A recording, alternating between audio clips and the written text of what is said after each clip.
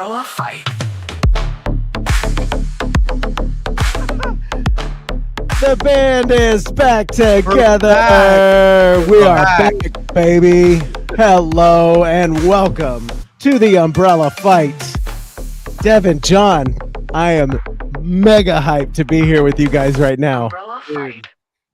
Boom. All right. Well, welcome. Hello, everybody in chat. I see we've already got a few people in chat. Thank you so much for being here. You can lurk all you want. Feel free to chill, but if you want to chat in the box, we'll respond live as things go along. Man, it feels like it's been forever since we sat in the hot seat, guys. Dude, eons, bro. Eons. It's been a long time. Eons. You missed 1 week and it's like, what happened? But you know what? That day we missed was a day we dedicated to celebrating our families and being close with our friends and saying thanks to the God that gives us everything. Shout outs to God and shout outs to Thanksgiving Day. So it was a needed day off, I think, for everybody anyway. Dude, that was It peak. was. Yep. 4-day Great weekend was Thanksgiving. nice.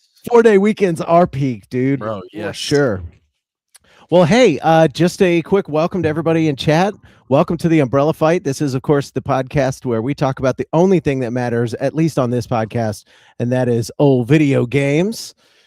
Today, we're going to get cracking on some stuff that I've actually been grinding away on YouTube. I have a new video that's going to go up, a full playthrough of a classic game. We'll talk about that here in just a little bit. I might show some footage. We'll see. Feeling kind of cute about it, so we might see.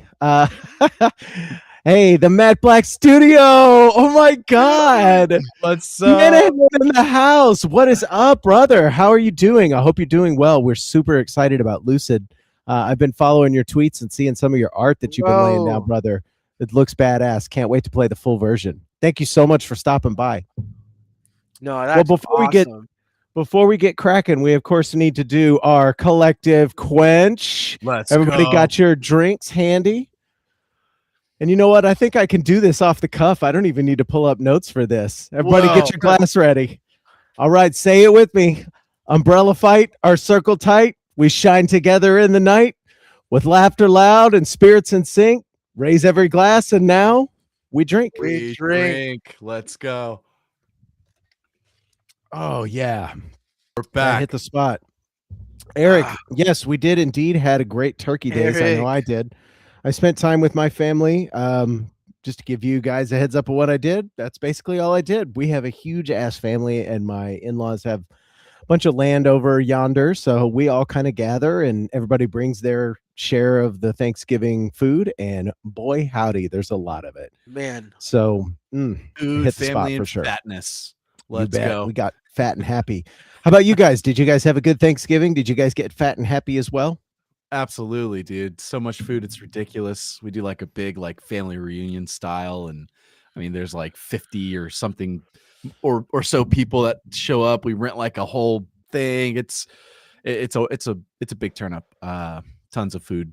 That's awesome. Some I good, love some that. not good. You know, you get I get mean, fingers, you get some some people are- not good. Some people are peak at what they do, and some people are just trying their best. Okay. Yeah. You guys gonna name Yes. drop?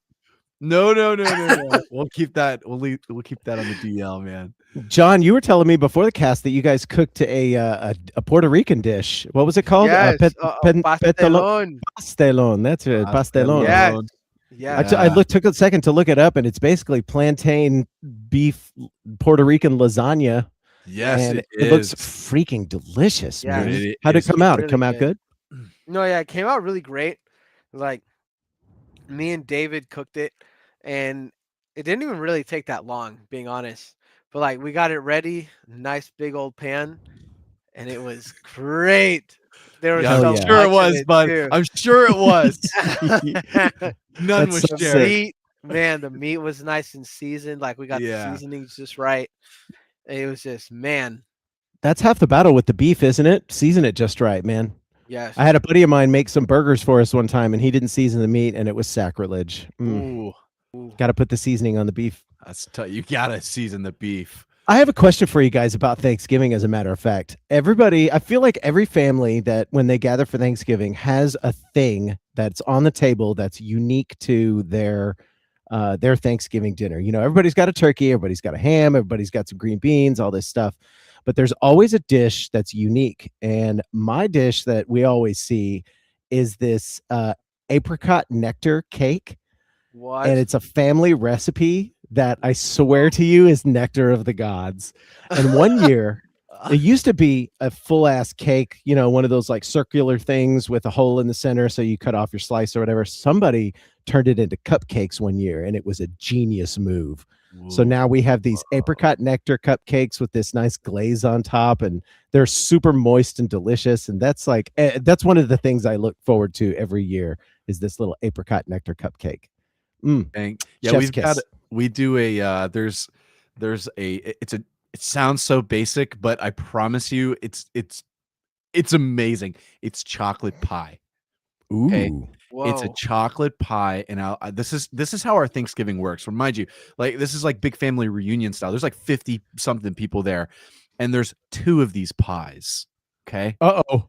okay, and I these can do the math on pies- that. Yeah, so here's what Whoa. happens. Here's what happened. We do everyone kind of gathers around. We do a prayer before we all dig in and stuff, and so or before we start serving food. So we all kind of gather as soon as prayer is done. All me and my 3 brothers and my dad, we jet to the dessert table, and that is the first thing that we get is that slice of pie. Because if you miss the slice of pie, you missed Thanksgiving. Like Oh, you didn't yeah. get it. Dang. Yeah. Dang, dude. Hell yeah.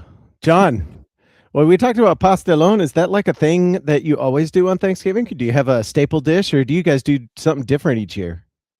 No, well, okay. This was the first year where we had it for Thanksgiving. Typically we'll have it every now and again. But for Thanksgiving we'll typically have another Puerto Rican dish called pernil. It's pork shoulder. Ooh. And like Ooh, that's you're what we'll speaking my have. language, And you homie. get the skin on it, you get the chicharrón on top, like the skin and everything. Like that's what we always have. Like we've never done like I don't think I've eaten turkey one time. Like Really? not even on Thanksgiving, just in general. I've only had turkey once. Like, but we've always had the pork shoulder. Dang, Right, look, awesome. I don't love know that. how much of a hot take this is, but turkey is like inferior chicken. I I don't think understand so it. too. I think so too. And it feels like a little bit of an FU to Thanksgiving in general, but I mean, It's big turkey, not bro. wrong. Big turkey's trying to get Big us. turkey. Yeah. big Bro. turkey. Like, don't they pardon one every year? Yeah, the White yes, House they pardons a do. turkey What, every like, year. what That's did they true. do to deserve that? Yeah, I don't know, but it definitely big turkey, isn't. bro. It definitely isn't all it's cracked up to be. Personally, I would prefer to go for a ham sooner than I would a turkey. You know what I'm saying? Yeah, 100%. No. That's what I do. I grab like one slice of the turkey, and then I'm like, rest is ham, and then the sides is really what carries Thanksgiving for me. Like, it gave me the mac and cheese, the Yes, sweet bro. potato casserole, the Yes. stuffing, the like all of those side Yam, pieces. bro, yes, Yes, yes. Dude, yes. Yes, sign me up. The side pieces are so Dude, I good when it think it's comes to the funny that, meal. like, I think we should pick a new term for it though, because side piece is it? Are you cheating on the turkey with the side pieces? I mean, Is that what that okay, is? I was just about to say, I mean, if you're having a courtesy piece, I feel Yeah. like it's fine. Yeah, that's funny. Courtesy piece. Oh, Courtesy man. piece indeed. Well, it sounds like everybody's Thanksgiving was super good, and I'm really glad we got to have that day off, but I really am glad to be back so we can talk about some video games. And I just want to jump right in because I have been obsessed with Verho Curse of Faces. I know I talked about it in the past. I'm sure you guys can see. Can you see the footage? Oh, this is me actually Yes. playing it. I'm Way putting together more. a playthrough of it. Nathan, I've seen you play this so much on Steam. Bro, it is How many hours have you clocked? Let me see. I think it's close to 77 is what it says. Whoa. Man, So the thing about Verho is that it feels good to play. You know what I mean? Like it's simple. And here I am trying to stab this thing in the face. But this isn't the weapon for it because that's a fire beast and I'm using a fire stick. I was just playing around with some stuff here. But on top of that, it's very much like it's become a comfort game in the same way that Dark Souls has become a comfort game for me. Like, you know, when I boot up Dark Souls 3, I hear the theme song playing and the and then you can, I get amped immediately. I'm like, all Yeah. right, let's go. Udex Gundyr, and then we're going to pivot over to the next guy and the next guy and the next guy, and they all feel good to play. And the same thing goes here for Verho, is that when you're playing this game, it moves good, it feels good. When you finally get through an enemy, everything you can dodge, like all the pieces gel together in such a nice way that I'm having a blast playing it. On top Wow. of that, the game doesn't end when you finish it. I actually completed it from start to finish, and there's multiple endings. So I have one more achievement to get.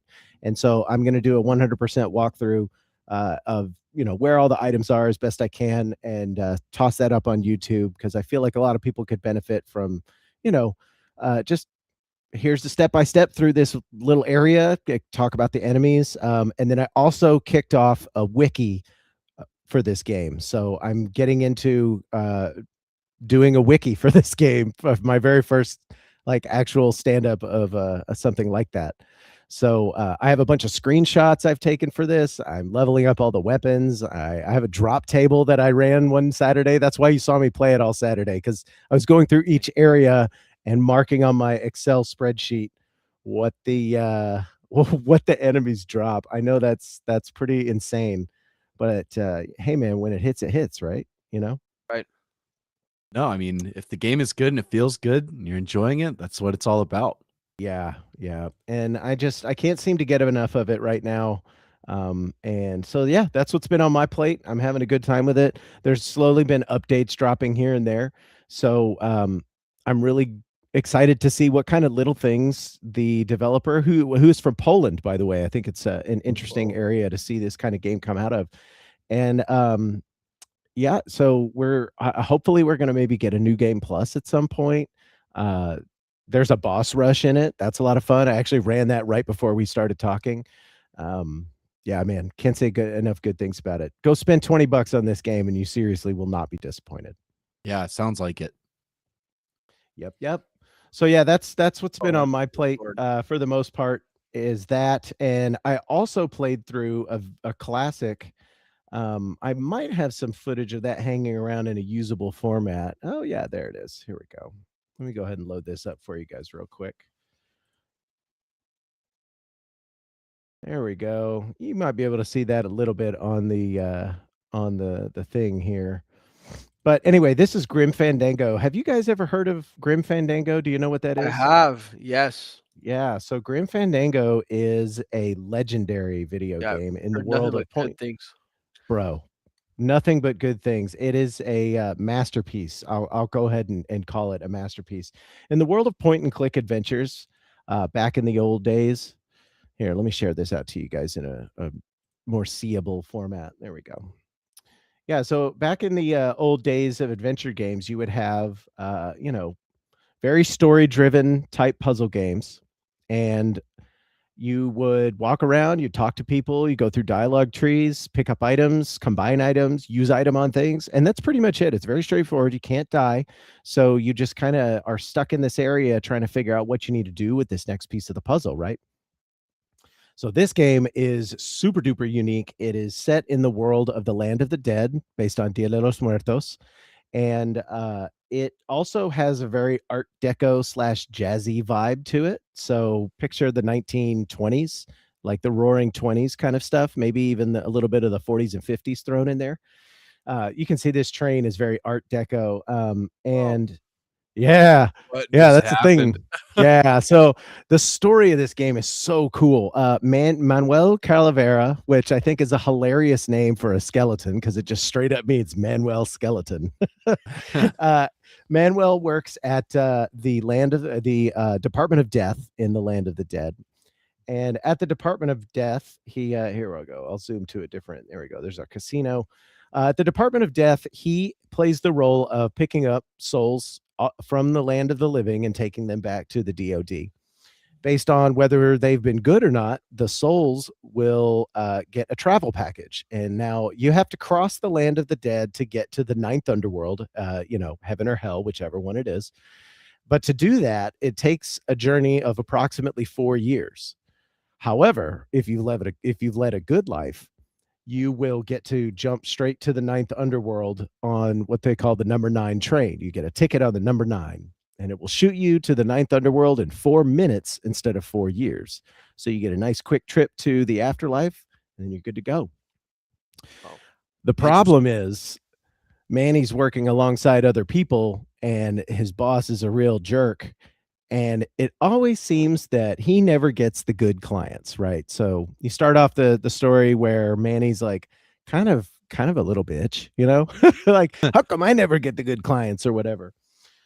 Well, it turns out there's something funny going on, and you meet a ton of great characters throughout this story. And as you play through it, you figure out there actually is something funny going on, and there's some really nefarious shit going on with these people who should have tickets on the number 9, but they're not getting them for some reason. I won't spoil it for you. If you guys want, I'm tossing up a playthrough of this on YouTube. I'm not quite done editing it, but I cut it for time so that you really only get to see all of the puzzles and most of the dialogue. I tried to go through that to include it because it is a very funny game as well. And it's a nice slice of 1998. This was actually done by a company called LucasArts. Some no-name guy nobody's ever heard of named George Lucas started this company in 1982.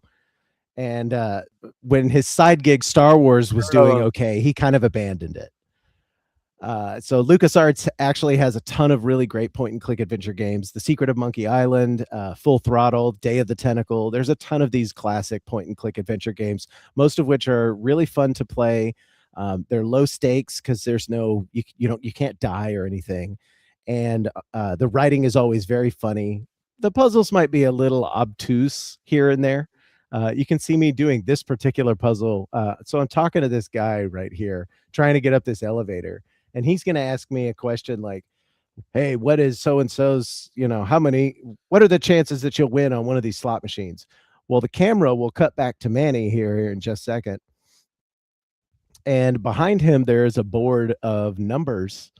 And if you notice, one of the numbers wasn't there when the camera cuts back. See, we see 25 now when 4 and 19 were there. So that's part of the puzzle is like, how many cars does so-and-so own? And then you see that number and you tell them 25 and you get past the puzzle. Right.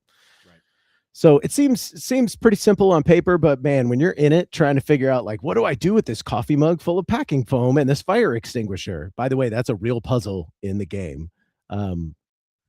It is can be a little frustrating, but honestly, it's so much fun to go through this world and try and figure everything out that you really kind of forget about those times where you get stonewalled. And yeah, man, 1998 was a great year for games, and this is just another example of how awesome games were back then, and they still are today. Let's be real. But yeah, Grim Fandango, I played through that again. My wife actually was the impetus behind this one. She goes, "You should play Grim Fandango and do a video so I can watch it." And I was like, "All right, let's go." there you go. Nice. And there you have it. So yeah, that's those are the two biggies that have been on my plate. I did a Verho playthrough, I did Grim Fandango, and I haven't been doing too much else because I got a new job and all that, So Yep. Real life things. IRL stuff, it is what it is. But yeah, so now that I've kind of barfed all of my game stuff all over the table here, John, Devin, what have you guys been playing? How's it going on the old Battlefield? Man, EA's been like feeding us, man. Can't lie. Yeah, excellent. Yeah, like the way that they handled so recently they did because you can play the Battle Royale for free, right? But you have to Red Set? purchase like the actual multiplayer stuff. Well, over the weekend, they did a free trial playlist where if you owned the Battle Royale, for that weekend, you can play the rest of the game. And you get double for it. Nice, Right? very Like cool. I don't know. I feel like that's coming from EA. I don't know. Like they're acting a little different. And I don't know how to feel about it. Something's happening. Yeah, I don't want to. know. I want to gas up the big guys, the suits, but Yeah, like I don't they're feel doing something comfortable, right like, here. I don't want to glaze them. But hey, no good deed should go unnoticed, right? True. Can you Yeah, call you that got- a good deed? Double XP? Is I that's like an mean- okay deed? I mean, double XP is nice. The free multiplayer was I think was probably It was more than super- Required. required. Yeah, With Yep. Warzone being on the table as a staple already, and Fortnite being what it is for free, and all these other free to play, they couldn't not do that. If they didn't do that, they Right. would. I feel like they would be shooting themselves in the foot Yeah. because they're going to get a whole section of the populace that's like, well, I don't have $70 to drop on this thing, but I can play something for free and drop $5 into it and get a skin or two or whatever it is that you get out of that. Yeah. Weapons.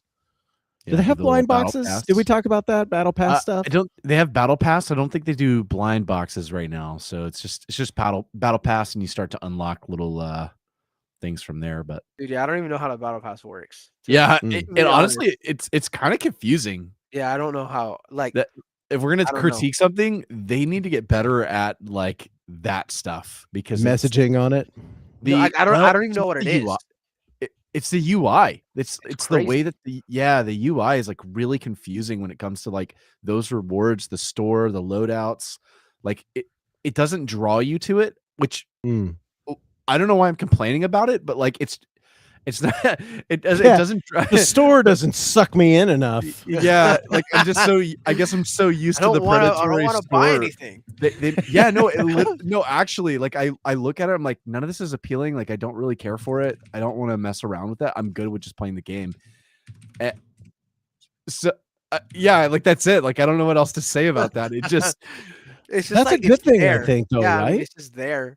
I guess so. Yeah. Yeah, you have the option. You know, yeah, if you're The really game is just interested fun into it, as is. yeah, you're not like, oh man, I need a new skin. Like, you're not feeling that way. So, Yeah. I guess that's good. I mean, I'm also not one to kind of get suckered for skins very easily. So, Mm, um, I feel you. yeah, maybe that's a part of it, but like I said, most games they put it right in your face and they do it in a way that's like really clear as to what's happening. I think the way Battlefield kind of presents it, like I don't feel like I get to see a good easy progression bar of like, hey, this is where I'm at on your battle pass. Sure. Like it's just like not That's- yeah. there. No, That's yeah. I think a part of the problem. I don't even know how. Or Like, it's like problem. there's like tokens or something. Like you get points. Yeah. I don't even know how many I have. Like, I don't I know. don't even know how you get them. Like I just play the game and they just like I show think up. you just get challenges or something.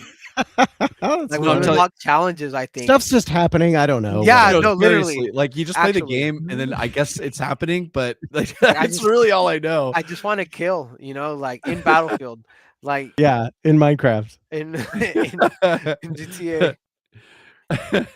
Yeah, Okay, no, it- well, I mean, that's good to hear that there's not too much of an update because it sounds like you guys are still having fun with the game, Yes. and it's also not shoving its nuts in your face in any way Yeah, that's like, 100%. come on, I did Yeah, not there- ask for these nuts. yeah, it's all consensual over there. Yeah. Good, good. Yeah, it's been consistent. They're You're finally making in a loving relationship that doesn't abuse you. God, it feels Man. good. Well, I don't know about that. Man. The multiplayer can still be kind of rough, man. Yeah. Hey, man, you asked for it, right? Yeah, I did, and But I your still sa- like the your abuse. safe word is quitting the game, brother. Alt F4 comes in handy.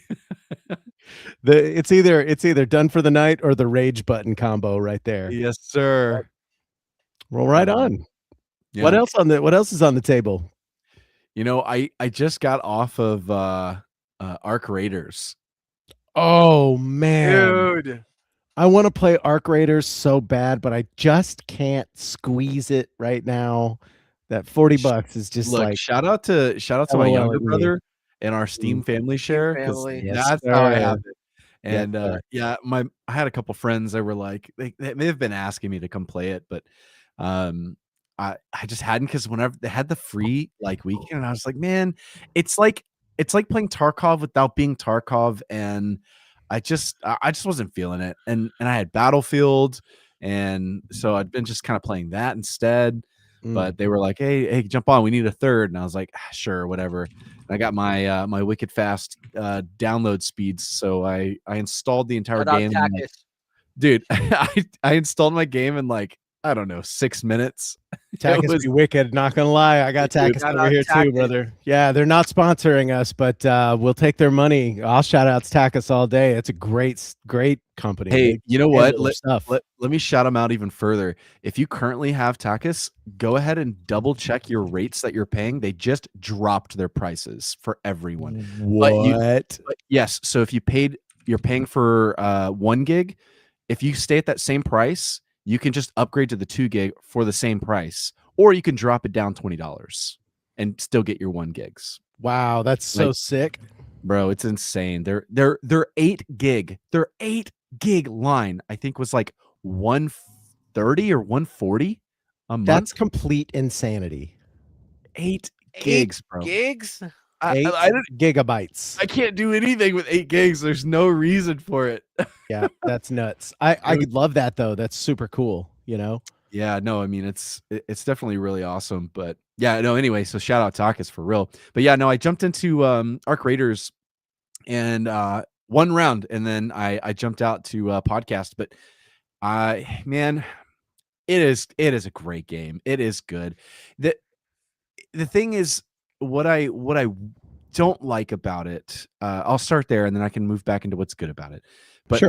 what I don't like about it is I immediately got in and I had the sense of like, why am I even here? Like, Mm. Mm.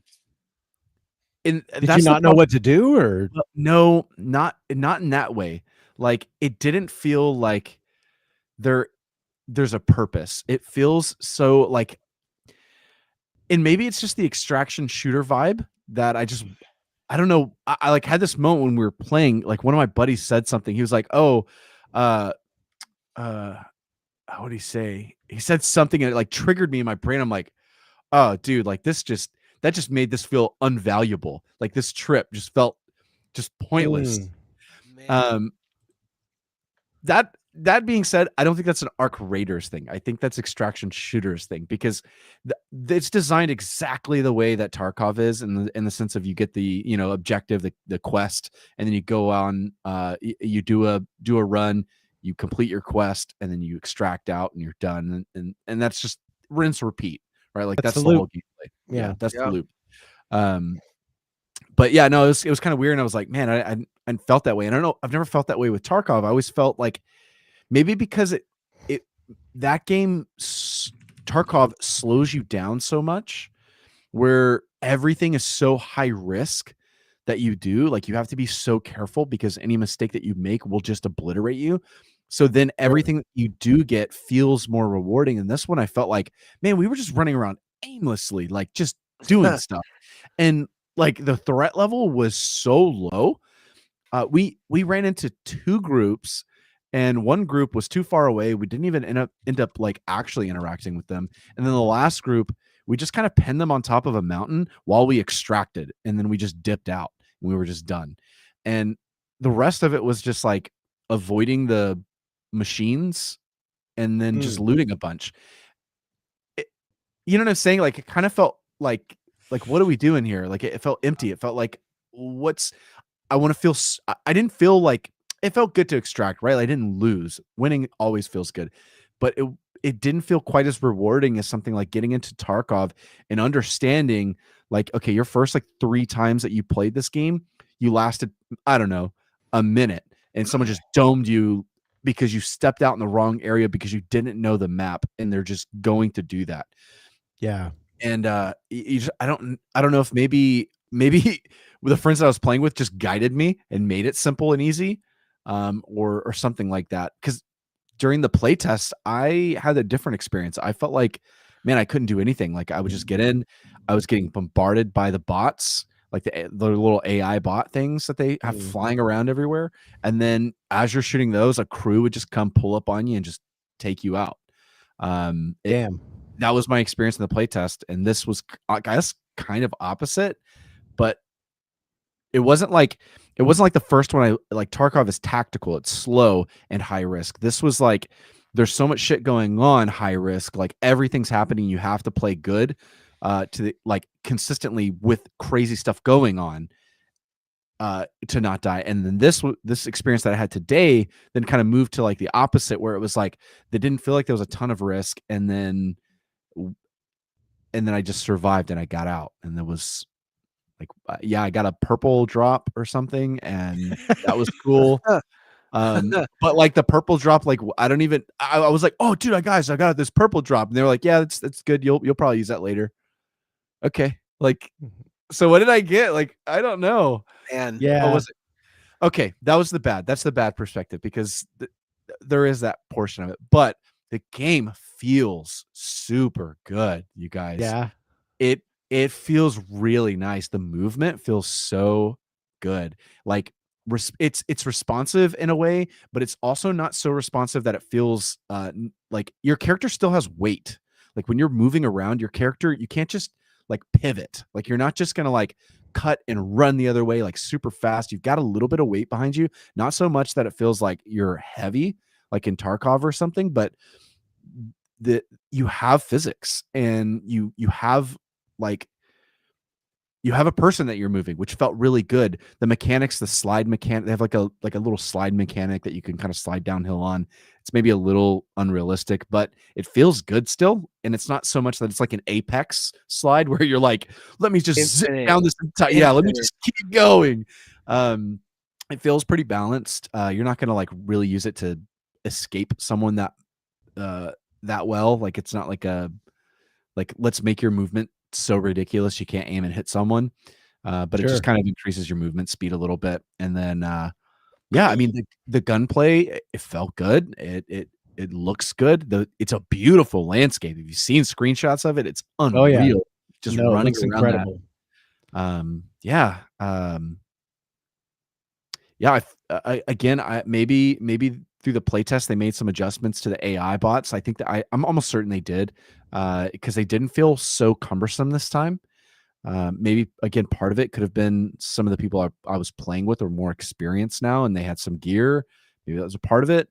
But no, I mean, I actually had a really good time. Like I'm gonna have to jump back in and play with those guys because that was actually fun. And that's what we're here to do. We just want to play video games and have fun, guys. Shoot robots, kill people, dude, we've killed this, like they have these I think they're called leapers or something crazy. And they're like these four-legged robots. The ones that jump? Yes, dude, they Those leap. things freak me out, bro. They don't just jump, they leap, John. They leap really far. They were telling me a story because we killed one. They were telling me a story. They were in another match. They were like, he goes, yeah, we were like 200 yards away. And he was like, I'm curious on how this thing is going to leap. They shot it like 200 yards away. This thing leaped like 200 yards. Ooh. It's coming for you. Yeah, it was man. dude. It was something crazy like that. But that's there we got one of those, and that was a pretty cool little fight. Felt good. We kind of fudged it a little bit. We got into this like little small container and then threw grenades at it. Gotta do what you gotta do, man. Yeah. When the leapers are coming, the grenades start flying, right? That's right. I gotta tell you something about Arc Raiders that is suckering me into wanting it, and it's this right here. Okay. Look at that. It looks cool. Just the art and the color. Okay, yeah. This is so stupid, but that little selection of colors right there fit in with this like kind of grainy texture they have behind it. Yes. Yep. 80s, 90s. Yes. 90s. Yep. It's like a throwback vibe that I really, really love. Because you know me, I'm way into retro sci-fi and 80s and early 90s kind of like vibes in general, from everything from the artwork to the music of those eras. That is what's actually kind of beckoning me to play that game, is that it looks the way it does. And then on top of that, all the good things you said about it, it feels good to play. And so your person has weight. Are you playing this with a mouse and keyboard, or are you doing controller? Yeah, mouse keyboard for sure. Any shooters, man, mouse keyboard. Yeah, even though it's third person, it's not a. Yeah, because you still need to be fairly accurate. Like, it's really competitive. So, I mean, I don't know how it feels on controller. I mean, it could be okay, but anything that gets like kind of heavy competitive, I'm not adept enough at a controller. Some people are good enough at it, and I'm sure that maybe is their preference. I don't know actually how well it does, but any FPS or third person shooter, I've got to go mouse keyboard. I'm just not good enough with controller to be viable in that scenario. Right on. Yeah. I tried actually, speaking of third person with mouse and keyboard, I went back and I played, since I got my new graphics card, I installed Control again. And Control is, if you guys haven't played Control, need to play that one so bad, dude. It's so cool. The universe is so cool. Dude, anyone I've ever heard talk about that game is like, this game rocks. Like It it rocks is the house, actually man. so good. Yeah, Yeah. it's I super just cool. haven't You gotten can around to it. you got your gun, and it's got kind of pseudo infinite ammo. Like the magazine will run out and reload and whatnot. But you've also got your mind powers, so you're flinging concrete at these things and picking up stuff from all around you, and it's got all this chaotic fights going on. But the universe just feels really cool. But I've been trying to play that one with a mouse and keyboard, and it still feels really good because I played it. I think I played through it 2 or 3 times on the PlayStation, but even with a mouse and keyboard, it still feels badass. So Yeah. I could get behind playing a third-person game with a mouse and keyboard thing. Yeah. I think I think it feels good enough for mouse and keyboard, like natural enough, even coming like it really feels like a normal FPS that you just so happen to be third person in. It's All kind of right. how it really feels. The third person is helpful from a like visibility standpoint. It's nice Oh to be yeah, able to peek you got to pick up corners your and items things and like that. things. Well, just being yeah, that too. It's nice to be able to see the environment in that way, but like in combat, being able to peek around the corners, like you can be crouched behind a rock, but you're looking at the enemy side, right? Like they can Mhm. they're very clear if they're out in the open and you're completely hidden. I like that aspect of it. But the like so you still have that same feel from third person, but the I guess the way the aiming is, like the way that your cursor moves around, it feels pretty like FPS esque. So I think they made a really good job, or they did a really good job at kind of crafting that mechanism there to Sick. make it feel nice. I've definitely got to give that one a try. Then it sounds Yeah, awesome. yeah, definitely do whenever you get the chance to do it. Hell It's worth yeah, the money, I think. John. I'm gonna tap you in, brother, because I know you have some cyberpunk things to Oh say, don't God. Oh, it's such a good game. you? It's so You went back. good. Did you go back to the well? I did. I did. Excellent. I did. I was like, okay, purely because I started like over the break and I just had time. And I went into Cyberpunk because like it looks so good on the Mhm. PS5 and on my TV. Like it like the Night City looks amazing. Like it I No wish I doubt. had like I want to record some gameplay, but like it would lose like quality and I don't want to. It would be an injustice to Ah, not be yeah. able to show it in its full glory. But like they've just done so much. So like the reason I went back, they released an update in July to Cyberpunk 2.3. Oh, Hit 5 years okay. by the way. Oh It's my been out for god. 5 years Yeah, now. yeah. But they've added so over the course they've added a lot of things, but they added autopilot with driving. So Oh, that's it nice. auto drives you can auto drive in your car and just like a Tesla, like and your character just leans back and you can just take in the city and it just drives. Like I was Beautiful. like, No, no, yeah, I actually let really me check that appreciated out. that. I appreciated that part during the like the main missions and stuff. You would sometimes get Yes, into a passenger seat and someone would drive you around, and right, you were just vibing, dude. You're sitting in the passenger seat and you're just soaking in what's dude. happening in the city. Now you can do that in your own car. You could just do it. Anywhere, anywhere. And like there's just something so cool about being V, right? And especially when like so I'm as far as like story because I'm trophy hunting, can't lie, Mm. on my PS5. But like I haven't even done that much of the main story. Like I finished Act One and like I'm just getting really broken right now. Like I am chromed out. I it's not even funny. Like I've almost hit max street cred. So the city now knows who I am.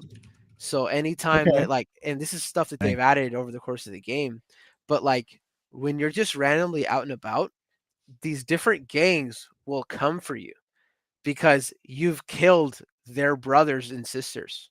Mm. Because in you doing gigs, right, and you getting that reputation, you've just ran into all of these people and now people have they hold grudges against you because you killed their homies. You have Mm. ops and they'll pull up on you and try to kill you and then you take them out and then the loot, right, it'll be a little shard and you read the shard and it says go get V, we have to kill them. they've killed too many. Like, you know, like you have. It's crazy how the city evolves with you in a way. It's a So living being in and of itself, huh? literally.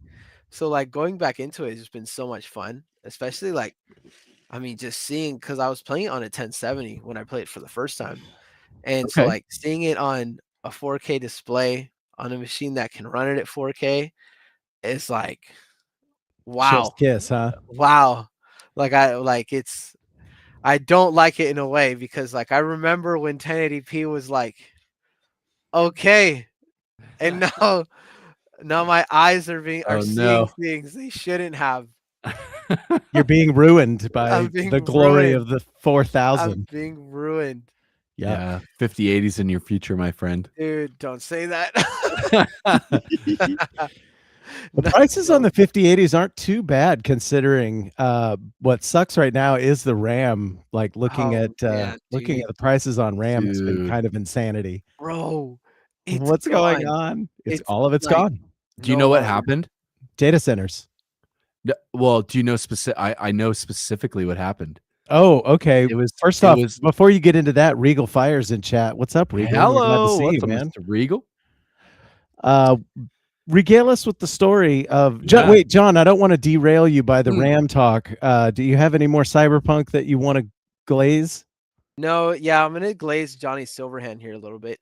It's just Okay. crazy, you know, because that game came out in 2020, right? So it's crazy seeing it now. You know, a lot of stuff that Johnny Silverhand has said in the game is held up so far since the release of the game. Looking at some of these Mm, mega corporations the in suits, our bro. world, you know, this just saying, you know, it's everything he said is kind of aids pretty well. So Okay. shout out to Johnny Silverhand. There's And also photo mode that they included. oh, dude, yeah, the photo mode's really nice now. Yeah, Like you can do 27 new different. NPCs that can be spawned Yes, in you photo can mode. spawn them in, have them do poses, Oh so you my can like pose God. together with like your favorite like NPC and just do stuff. That's crazy. I love Like that. they've done so much. Like if anybody listening only played Cyberpunk when it was 1.0 or whatever, you have to replay it because they've done so much quality of life. And as far as the story, like the rumblings of Cyberpunk 2 and its story have started to like make their way, and I'm really excited for like what the rumors have. There's like a lot of characters in the lore of it that like are kind of mysteries that may be included in this game. So I'm excited Ooh, for I the love that. next part Man, of and it. this change log goes on and on. Man, when Oh, they like do they've work on this game, they added really do stuff. work on the game. You know, there's a metro system now. You can take a taxi, like fast travel. Man, like I can go on and on. Wow, that's so There's a cool. I love and that. there's another season 2 of the anime coming. Like I'm eating. I'm being fed. You're being fed. Yeah. CD Project Red's got your back, brother. They really do, man. Hell yeah. They put a lot of love and care into that game. I remember day one of that game on PC. I remember them recalling it on Oh PlayStation. yeah. Oh Oh, I man. remember that too. Yeah. It was bananas. It was one of the craziest stories That I've was ever seen. insane. No Man's Sky didn't even do that. Yeah, and yeah, dude, it was bad.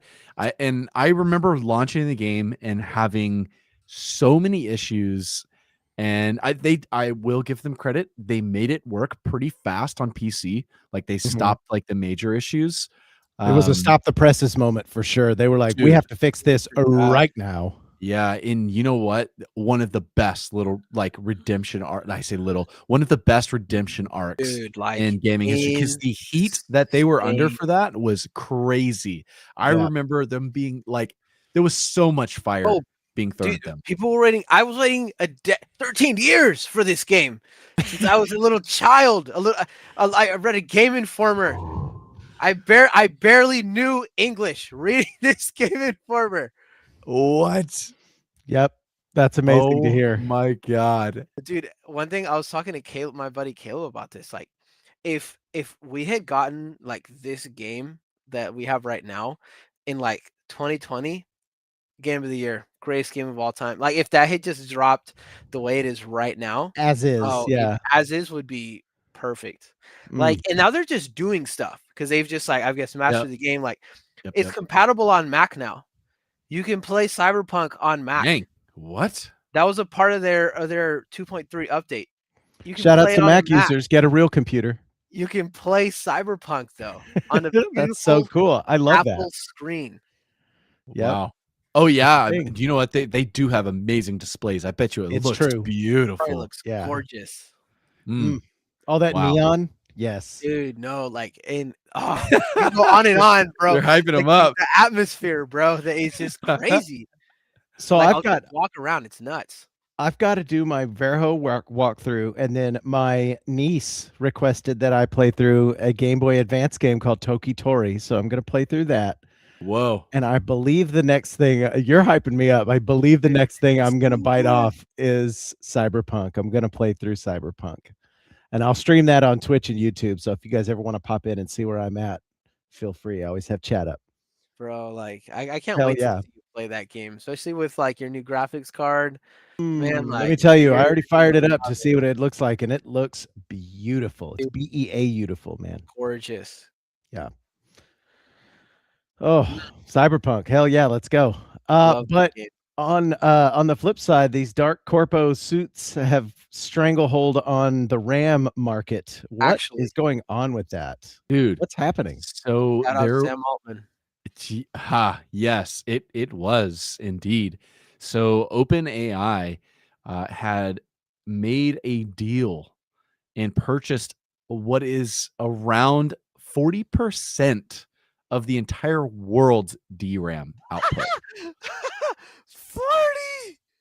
They 40 purchased 40% of the RAM in the world. the world. The Oh my world, god, dude. The world.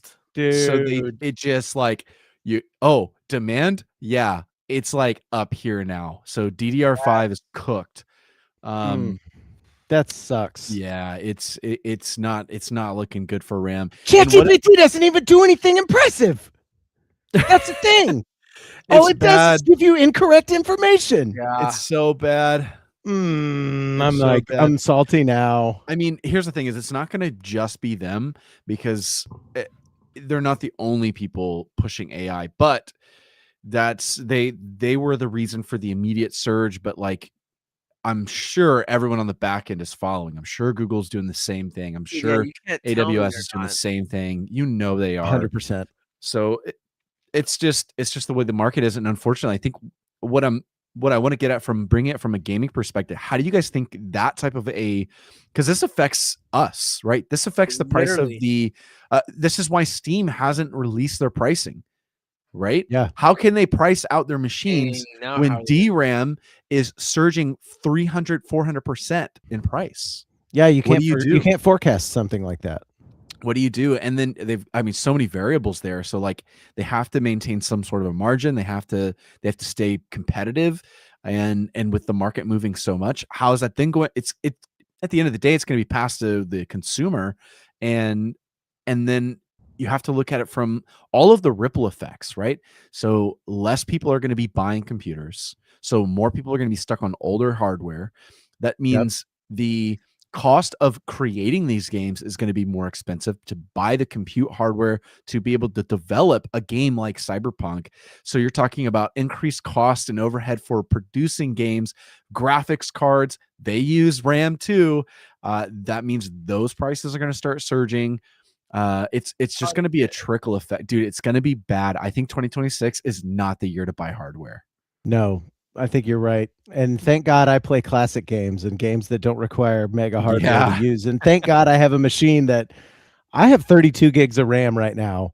How I wound up with that much RAM, I will never know. But that's what's in my machine, and I think I'm fortified for the time being. Yep. The moment I need to jump up to 64 gigs, I'm gonna have to ask, what are we even doing with all these games and their high res textures and all 64 this is stuff? crazy. It's too much. Yeah, 64 it's is like bananas. It's like you're pushing 4K type stuff, and I mean, even still, I don't even think you need. Well, you might need it for a solid 4K now. Yeah. But There's an old quote, I think it was Bill Gates, and it was something dumb like, no one would ever need 512 kilobytes of RAM. Well, Well, I see the asinine statement there. I see how ridiculous that could be because that was very short-sighted on what computers could potentially be one day, right? But here we are with these machines that seemingly do anything you want. This machine will spit out at you in a reasonably high-res, beautiful way. Where else can you go from there? Like truly, are we going to get to the point where 64 gigs of RAM is necessary? Probably not. No, I think hope not. well, because it's getting more efficient now too. Yeah. Well, here's the thing: is the I mean, look, the big companies are buying the RAM, so Mm. clearly it's needed. But I think from a consumer level, I think hardware requirements are going to continually go down, and things we've talked about this before. Things like the Steam Link or like the NVIDIA like streaming services, right, where Yep. you're playing Shield. on you're playing on the data center hardware. I think Mhm. that's unfortunately probably where the future of it's going to be, because how can I then afford what you paid for at your data center for all of this RAM? Like I can't afford. I was actually going to build a NAS. I can't build a NAS right now because the cost of RAM is too high to purchase a NAS, and that's going to be the case for gamers. So then how can you? Well, I want to play the newest and greatest game. That's the exciting. I want to play the Battlefield 6. I want to play the next Elder Scrolls that comes out. I want to play those games. Half-Life 3. Yeah, Half-Life 3. Like, let's go. Shout out GTA 6.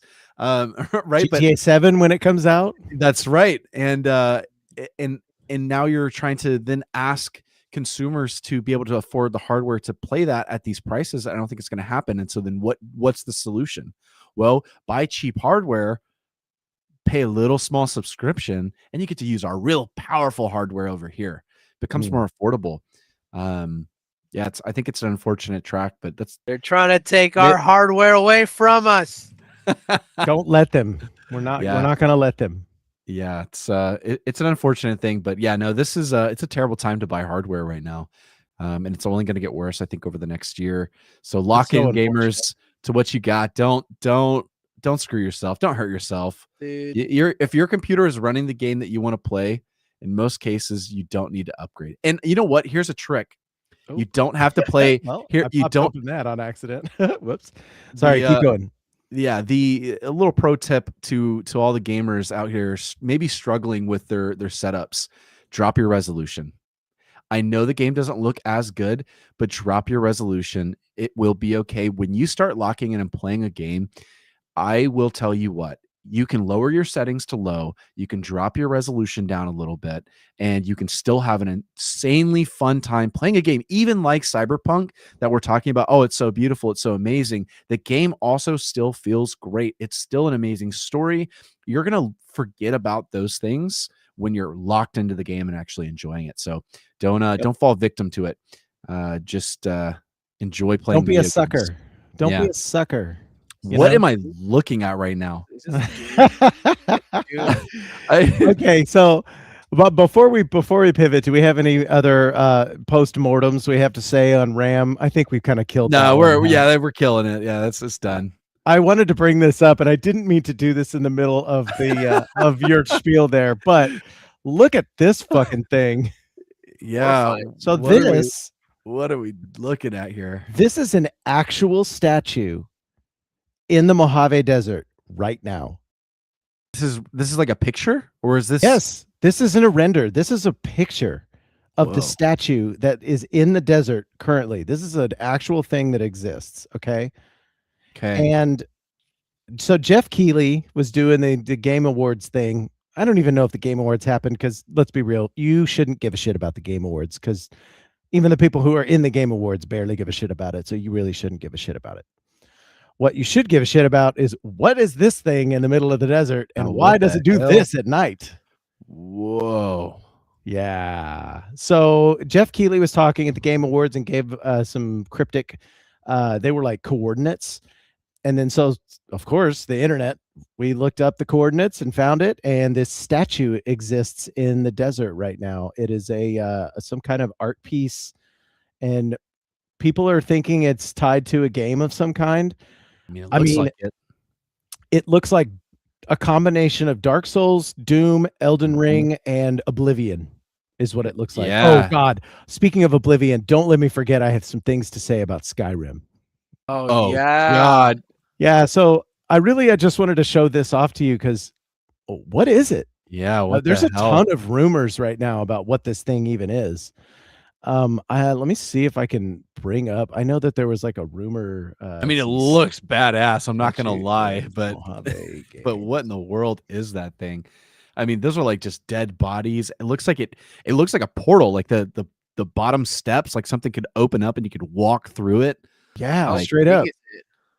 It looks like a. You know what? I don't know exactly how big it it is. looks I mean, it looks I mean, huge. if those are like, I mean, I'm assuming like those are probably cactus, 15 right? foot, like 15, 20 foot maybe. Yeah, something like that. I'm trying to find out here in this article how much but there are other shots of it too. So this shot actually does look kind of CG or rendered, but there's other accounts not related to Jeff Keighley or the Video Game Awards that went out to the thing and are looking at it. And there's like, I'm looking at one that's like there's people in it, but there's also like a bear and a snake and all kinds of stuff built into this thing. It's kind of crazy looking. So I don't know what it is, but it's Insane. definitely a teaser for something. And the moment we figure out what the heck's going on with it, I mean, I can't wait to see what Watch the it deal be a is with mid this. game.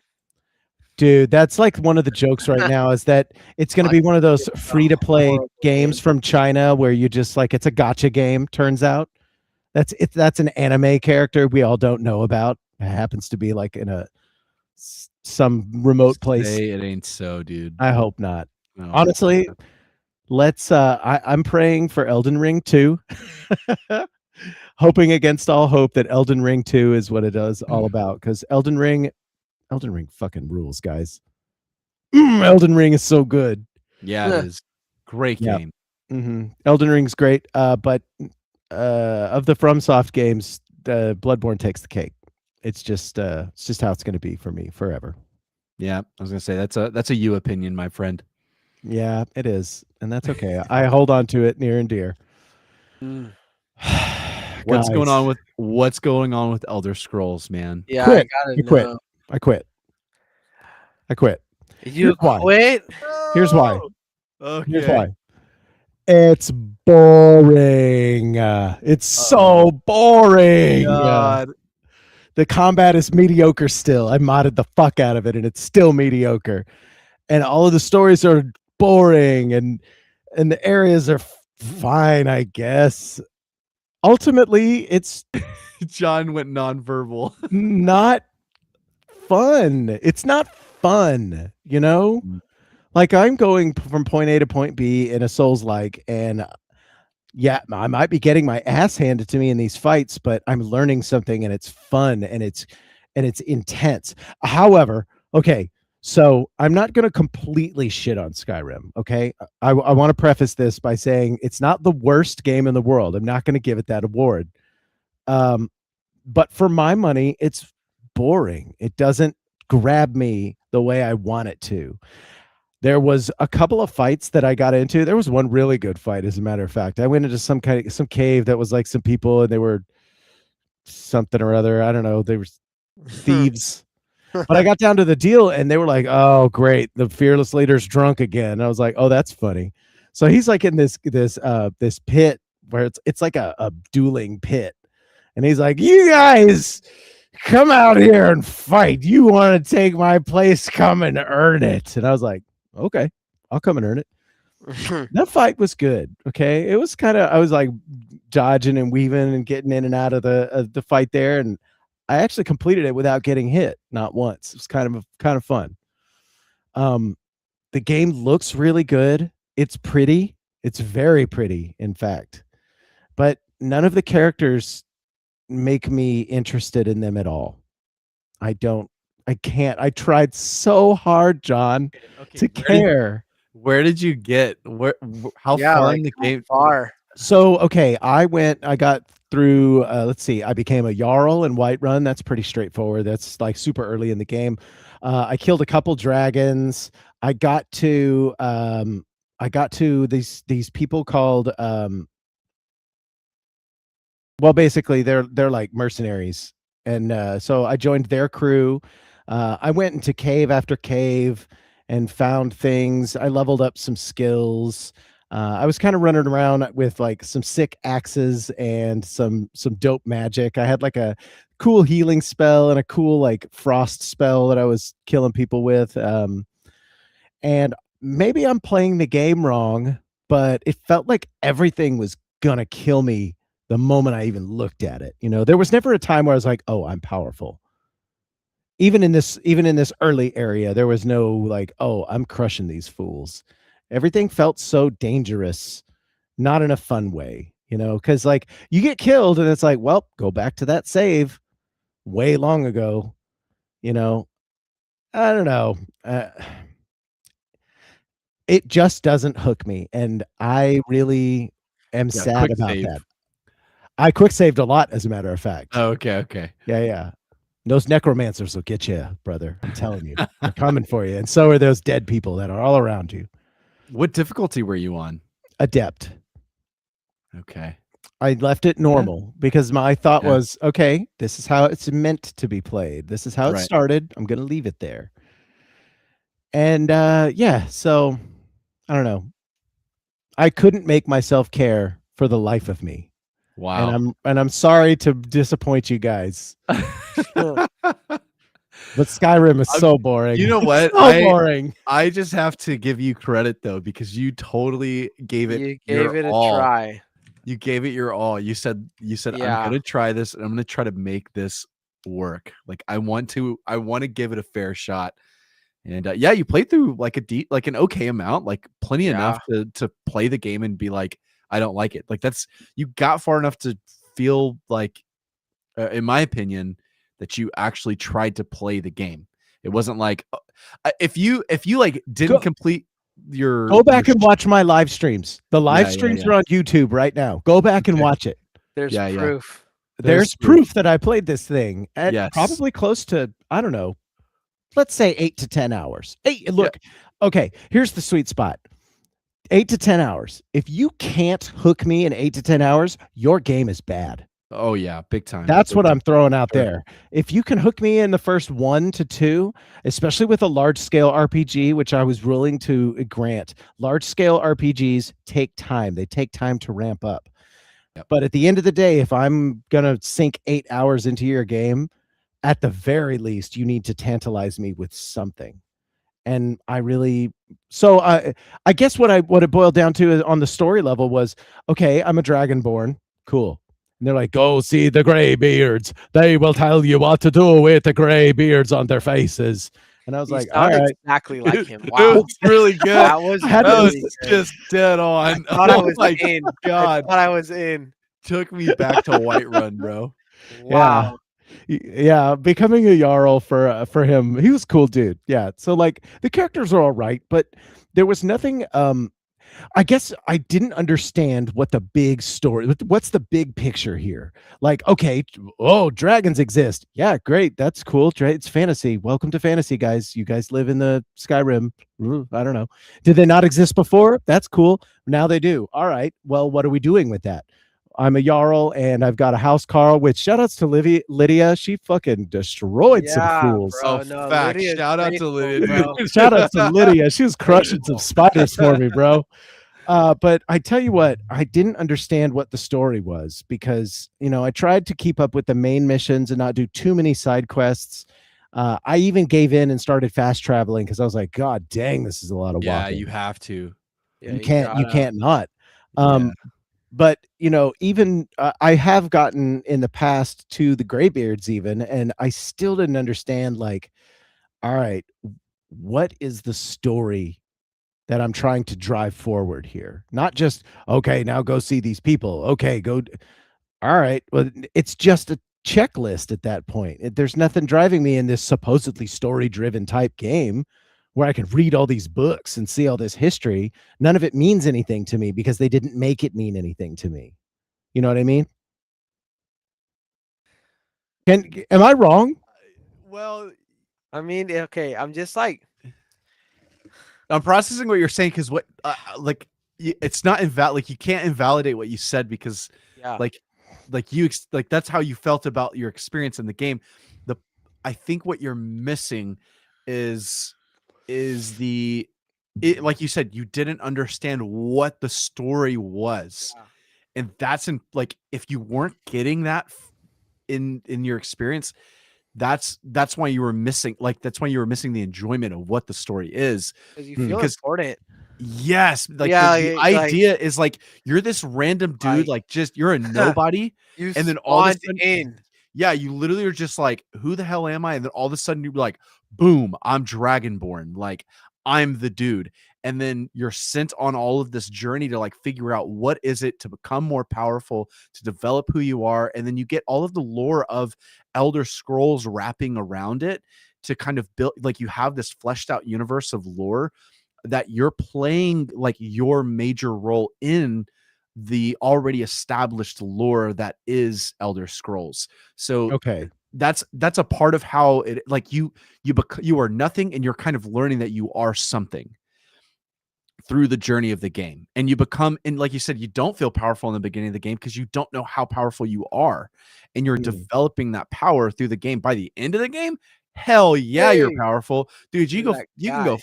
fuck some people up, pardon my French, but like, you can go mess some people up, and it feels good because you've got all the shouts, you've got all the abilities you've leveled up, you're like honed in on what your character's like talent trees are, and you just go wreck stuff. Or you can just go do random stuff. Like, you could just go, okay, yeah, I may be the Dragonborn, but I'm gonna go start at the bottom of the Thieves Guild and work my way up. And you're like, what the hell's going on here? Like, I Yeah, you just can slayed do like, that. yeah, you're like, what's, so it's sandboxy in that way, but like the beauty of it is you are like this chosen one for this time to accomplish the tasks at hand, right? Like, what needs to be done. Like, the dragons are a problem, right? That's kind of the Right. initial like threat. Is there like, what do we do about these dragons? It's only going to get worse, and we have to figure something out. And you happen to be the Dragonborn. You're the one that has to solve it. And you're like, oh shit, I don't know what to do with this. So now you're going, okay, they're like, go talk to the, you're freaking also, I can't do it. I'm forget what I just said, but then you go and you experience like the journey of like understanding, okay, what is my role to do in this? And that's the process, and that slowly develops, and you start to understand that more and more as you connect with what the Dragonborn is actually supposed to do and be in the world of Elder Scrolls. So yeah. Okay. That makes a lot of sense, and I get that.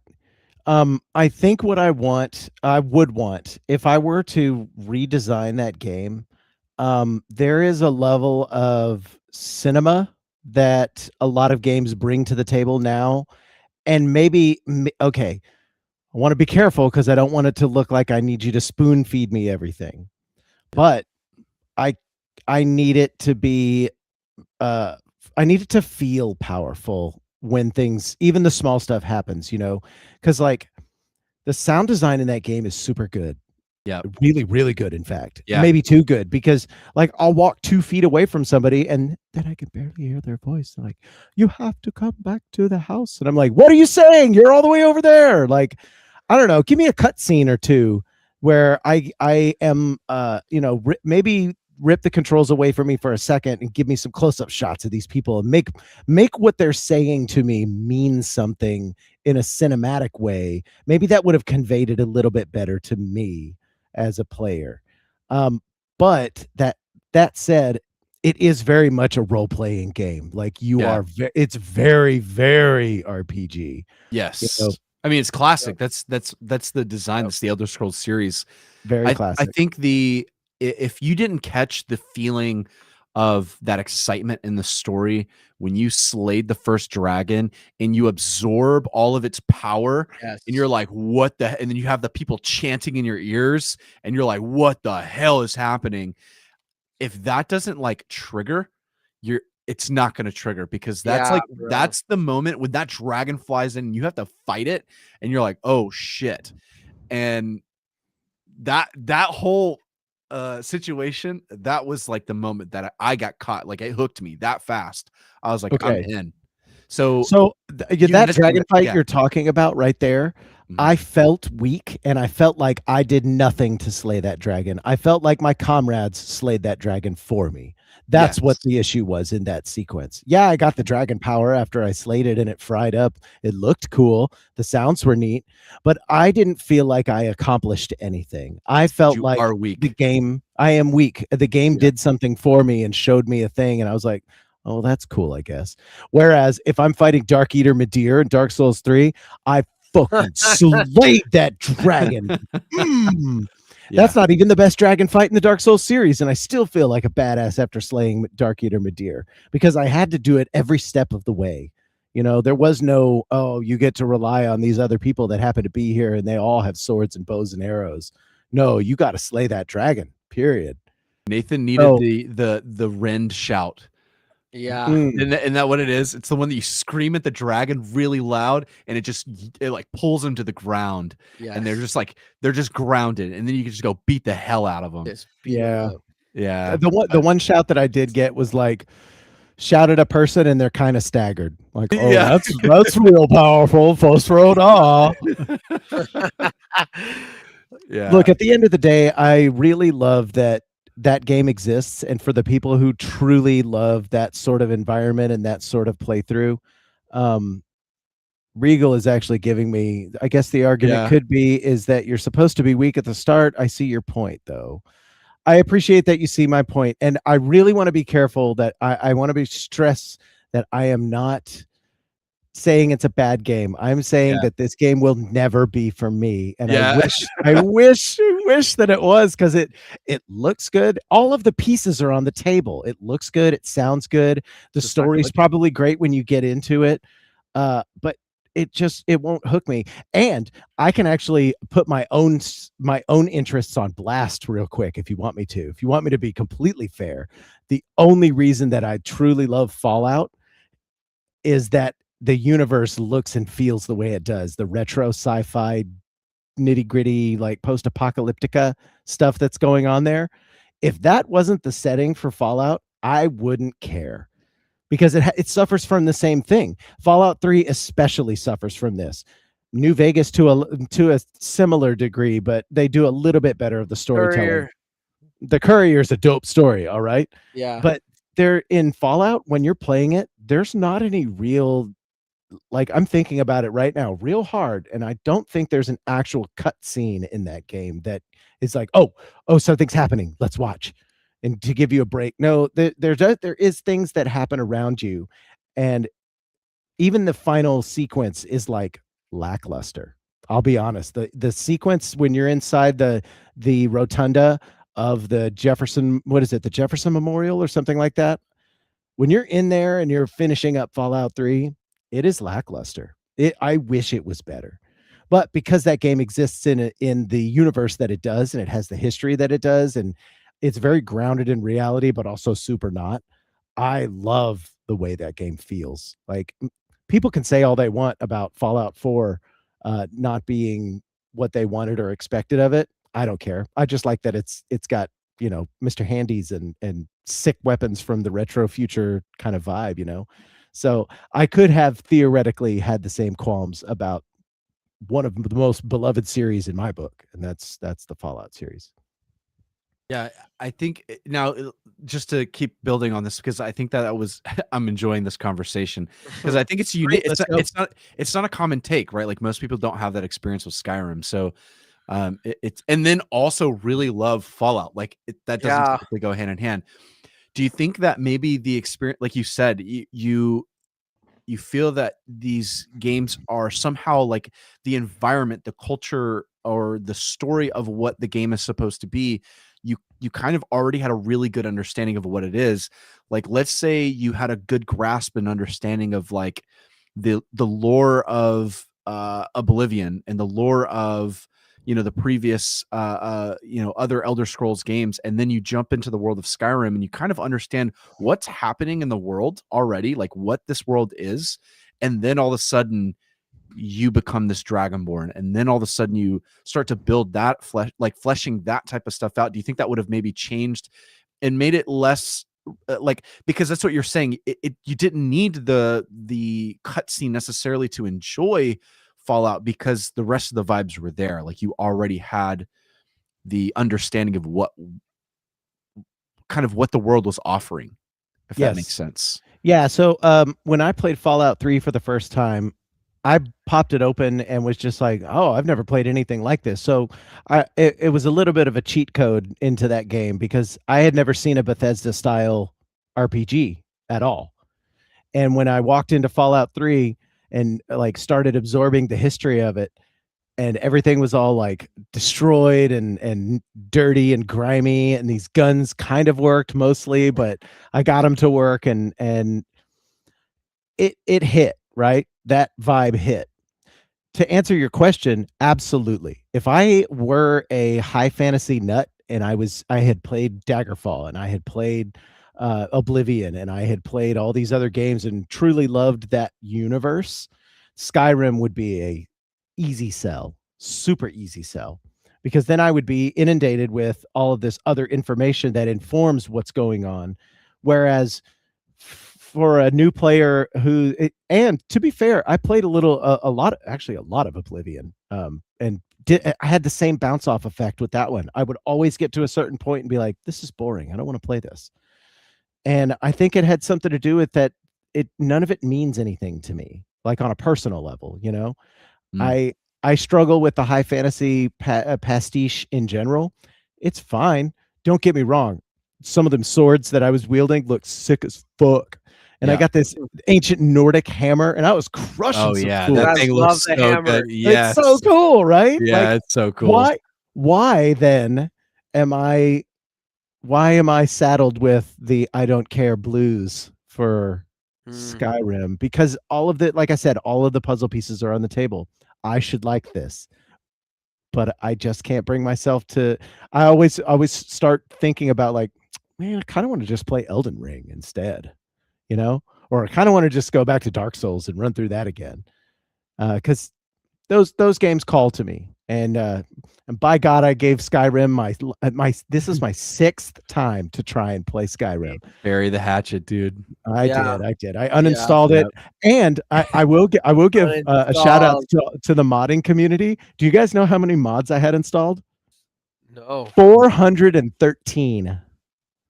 Yeah, sounds about right though. Yeah. I had 413 mods installed, Wow. and one of them didn't work, which was a really a bummer, because one of them was I can't remember the title of it, but shout outs to this mod, because if you can look it up, it's one of the most sought after mods.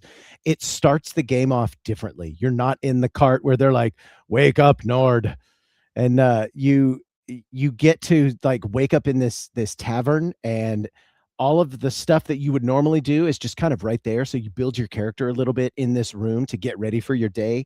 And then when you leave, there's like one of 11 things that you can go do to start the game doing, you know, and it kind of gives the game a different perspective on beginning the game, rather than just that same old, oh, I'm about to get beheaded, here comes the dragon, it's going to destroy everything. It makes it so that it breathes life into that beginning. I couldn't get that mod to work, but it sounded really cool because I did want like a different experience for this final try to get into Skyrim.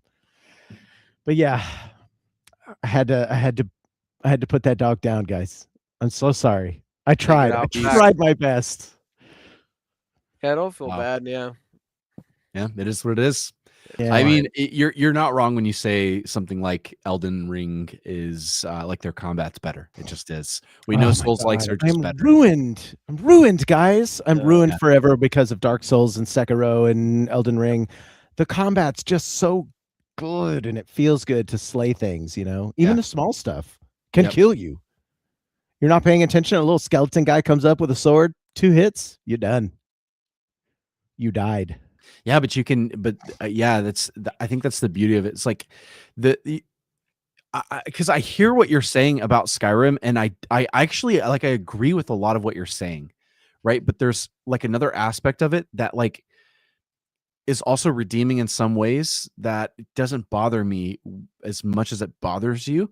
And what I'm getting at is like the difficulty. You were saying like you felt so weak in the beginning, but the unfortunate part in Skyrim is it's not the same type of like Elden Ring, like, okay, I can just outplay you from a skill perspective on like dodge rolling Training, this. Like I just yeah. need to yeah, like you have to like sometimes you just have to level up in that game, right? Like it's not just Yeah. it's not just like you literally have to like get a better weapon. You have to upgrade your weapon because you're just not doing enough damage. You have to go get a different type of partner to help you, or go get a spell or something like that to be able to help you, rather than like in Souls, you can just be like, I'm just going to dodge roll everything. And as long as I can do a perfect dodge roll, you can't hit me. So I can just keep killing you. And as long as I can continue not getting hit, I will eventually beat you. And like that feeling it makes you feel powerful because you're kind of in control of your power by your own skill, like your personal, like your real life skill, versus you're kind of limited to your character's skill in the game in Skyrim. And maybe that's kind of the disconnect in kind of what you were looking at as far as like feeling powerless, is your real life skill couldn't always translate to power in the game. Yeah. That's such a good point. Okay, so there's this part where you run through starts with an I, is something. Yep. But this town is at the bottom of a mountain and there's 7,000 steps. By the way, there's not actually 7,000 of them. Come on. Did you count them? No, but I won't, because I'm not playing that game again. And as I was scaling these 7,000 steps, there was a spider right at the front. And I was like, all right, cool, I can kill this spider. That spider kept fucking me up left and right. And I was like, what am I doing wrong? And that's the thing. That was what was getting me, was like, even if I had an inferior weapon, I wanted to be able to dodge roll out of the way. I wanted to be able to hit it with my shield and stagger it. I wanted to be able to do these things. And I either didn't know how IRL, like on my keyboard and mouse, or I just wasn't powerful enough to get to that point. And I don't like that. I don't like the inability to, like, even if I'm underleveled, I can cleverly get out of this situation and still win. Like, I need it to be somewhat time consuming and difficult to do. But at the end of the day, I don't want to be like, I can't dodge this wolf. It just keeps coming at me. There's literally nothing I can do to not die right now. Yeah. The Elder Scrolls way to do that is you kind of cheese it. That's kind of how you do, instead of like an Elden Ring, where it's more of a like a dodge roll, like I'm outskilling you.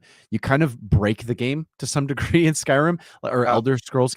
So it's not like, oh, you're more powerful. You're just like, you're kind of outsmarting them in the way of like, oh, I can jump up on this rock. You can't do anything up to me on this rock because I'm on this rock that I jumped on.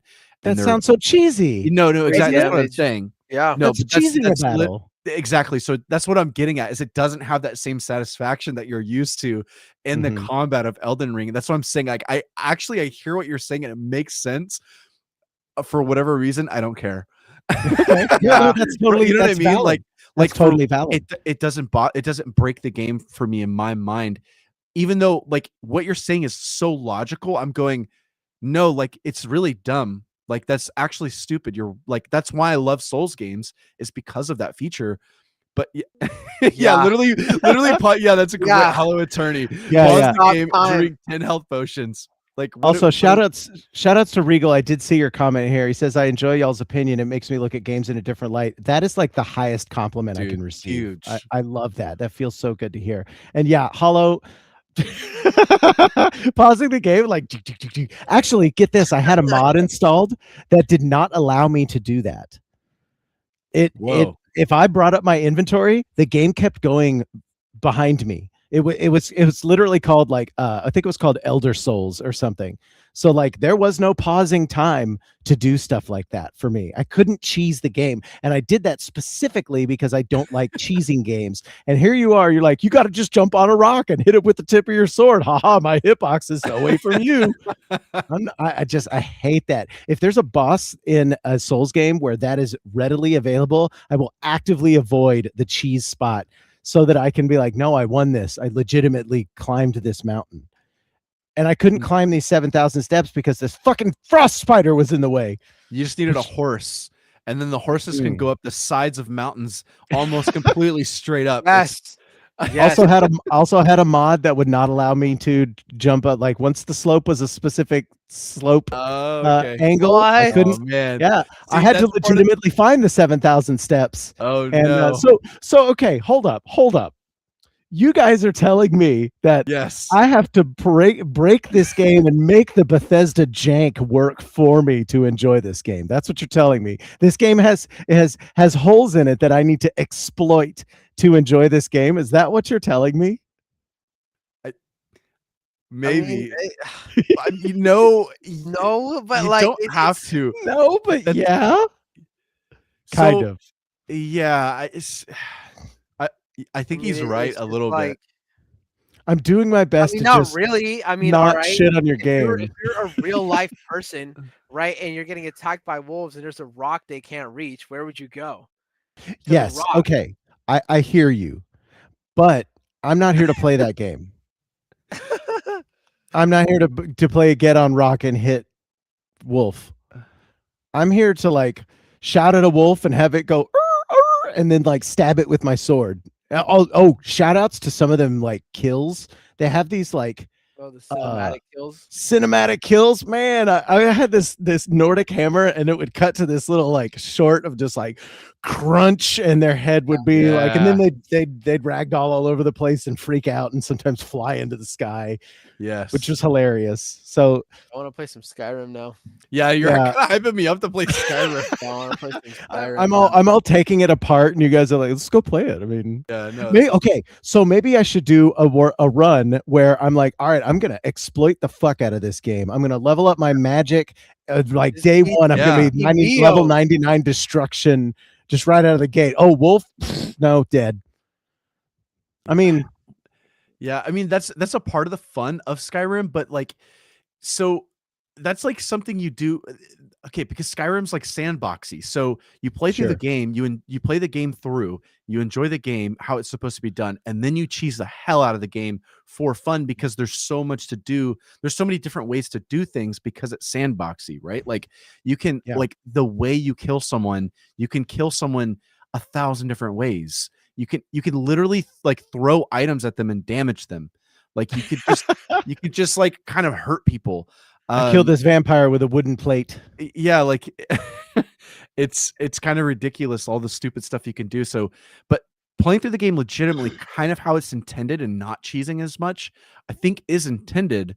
You just have to like we were saying, you have to understand what the methodology is.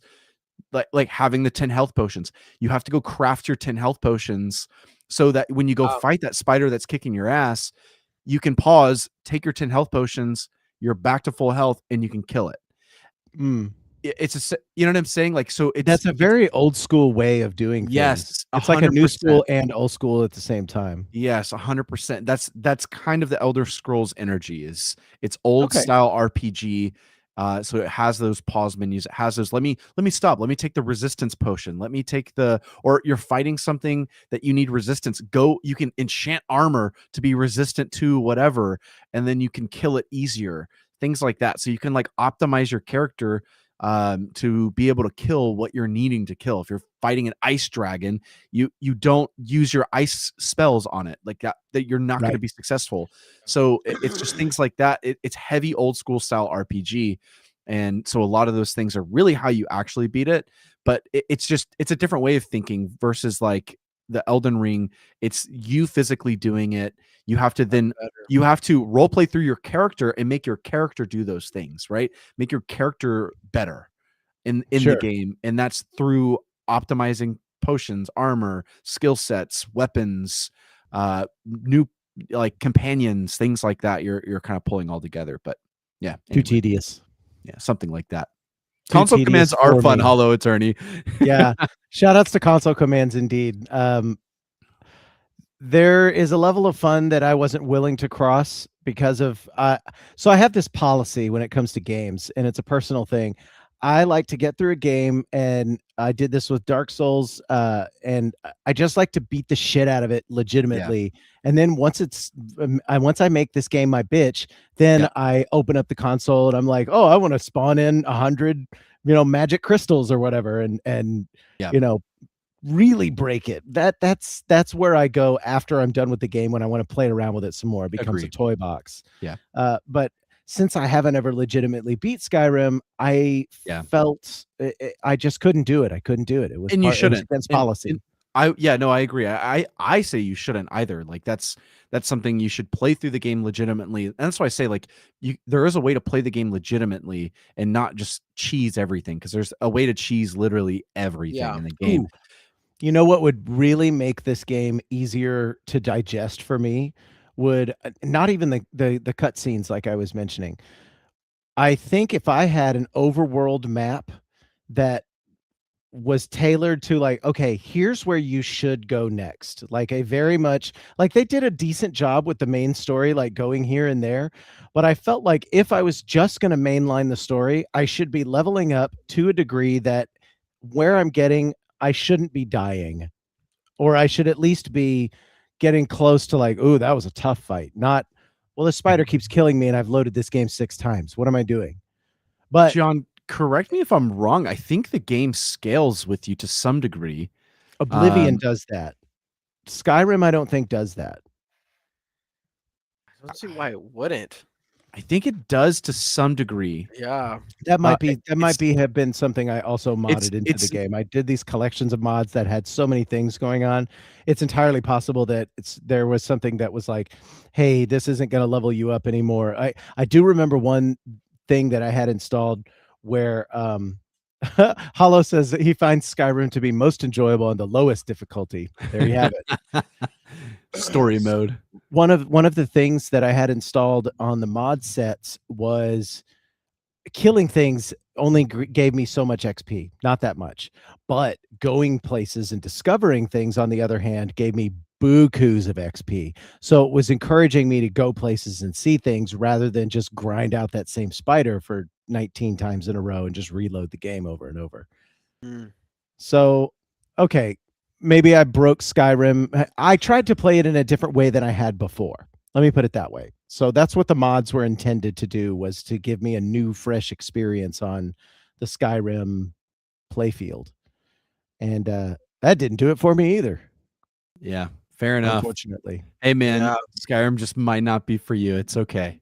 Okay. That's okay. I think we can move on from having to play Skyrim ever again. It's free. I think free. you have tried it hard enough. Yeah. And we can safely say that. I gave it my A+ effort, guys. Yeah, go play your Souls likes, free. bro. Yeah, right.